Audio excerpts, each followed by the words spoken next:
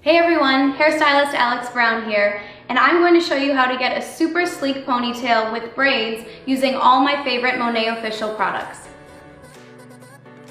Create 3 small sections at the top front of the head to prep for 3 cornrow braids. Clip away each section.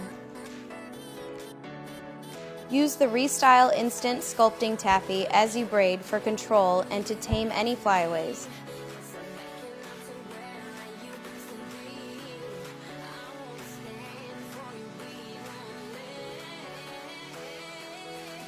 Gently brush hair into a ponytail, combining the 3 braids into the ponytail to create one.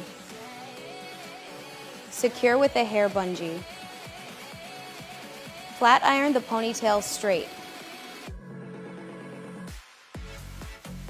Wrap a small section of hair from the ponytail around the bungee and secure with a bobby pin.